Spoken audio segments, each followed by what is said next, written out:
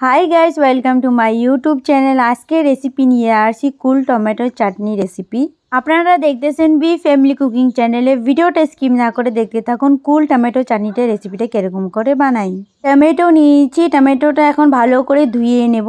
টমেটোটা ভালো করে ধুয়ে নিয়েছি, এখন পাতলা করে ছোট ছোট করে কেটে নেব। তোগুলো সবগুলো কেটে নিয়েছি, তারপরে নিয়েছি কুল।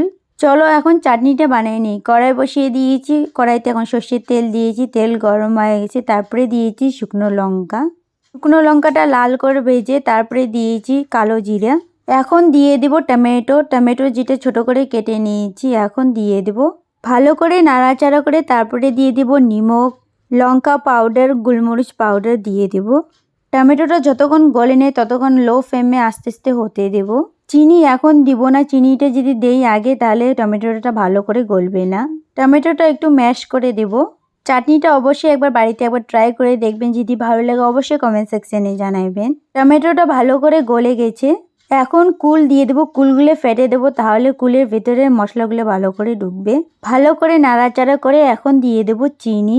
চিনিটা যতক্ষণ গলে নেয় ততক্ষণ ভালো করে নাড়াচাড়া করতে থাকবো। তারপরে দিয়ে দেবো জিরা পাউডার। চিনি গলে গেছে, জল দিয়ে দেবো এখন। ঝোলটা এখন হালকা একটু শুকিয়ে নেব।